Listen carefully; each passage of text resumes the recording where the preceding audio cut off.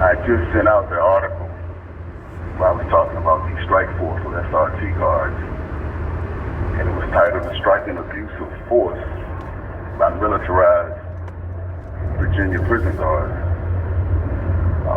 You should have received a copy of it. So last week, one of the defendants in my pending lawsuit against VDOC officials, the head of operations in Richmond, named Dave Robinson, he came to the institution last Thursday. He specifically came into my housing unit. I was on the phone attempting to call my lawyer. He sat at a table across from me and shined the light on his cell phone on me while I was on the phone trying to call his lawyer.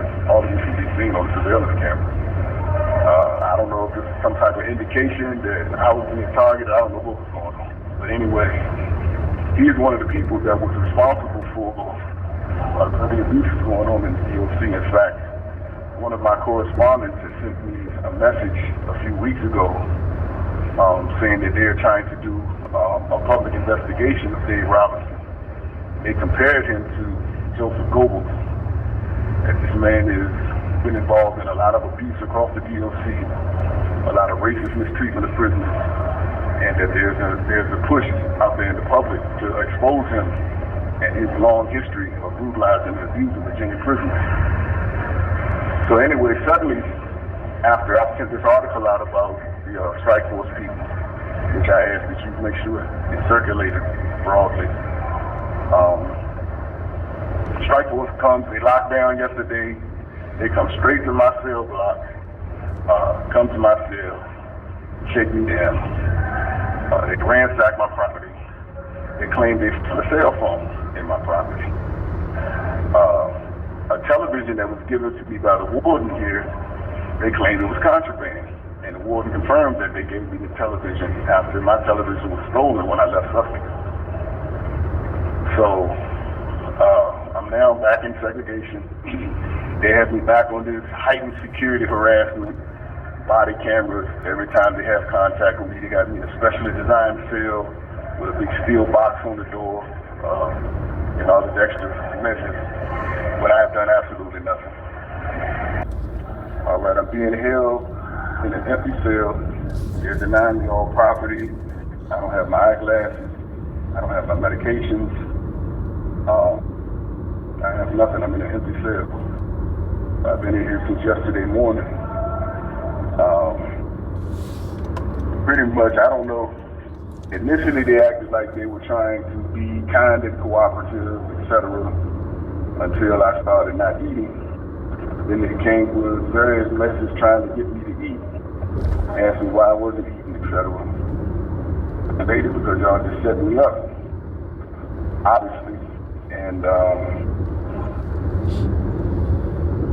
I want my property. I need my property. I need my glasses. I need writing supplies. They gave me disciplinary charges, which I can't even prepare a defense for because I don't have anything to. I don't have a disciplinary handbook. I don't have my glasses. So they deliberately put me in a situation where they made it pretty much impossible for me to defend against these charges. And I need all possible help. Right, another prisoner here, Lumumba, who I had been, working closely with. We were doing a lot of political work together. He is just set up by Dave Robinson the same day that Dave Robinson came here also, and a counselor and the warden, Miller here. He was simply trying, he goes up for parole next month.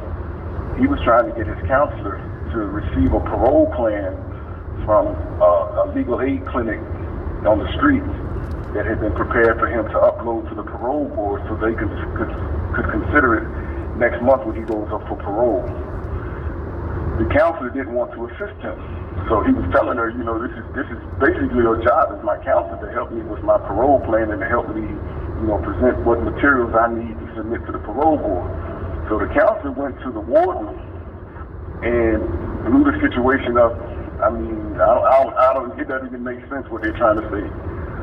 They're saying because he asked her to upload a parole plan to the parole board, he was trying to get her to do him personal favors, and he was trying to fraternize with her and all of this.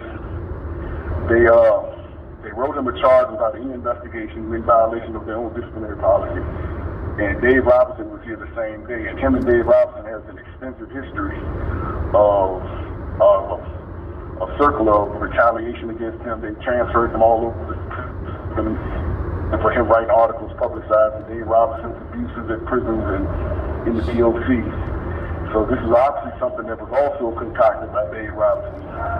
They set him up to sabotage his parole eligibility because they know he's been trying to fight to get parole, and he goes up next month. So they fabricated a disciplinary charge against him, which would immediately impact his eligibility for parole and undermine, his whole parole opportunity. And we were trying to bring attention to his situation as well, which is probably another reason why they targeted me. What they did to him. We were trying to gain some attention to him. They moved him. He was in the cell block with me. They moved him out of the cell block to me Friday after he and I were seen. We were walking the boulevard together. He was explaining, telling me everything that had happened. And we were advising how we could get him some outside support to address what they had done to him. So they moved him out of the cell block with me to another building. And then they told him that they were going to move him. They were supposed to have moved him yesterday. They told him Friday that they were going to move him yesterday to another part of the institution. So that's another issue.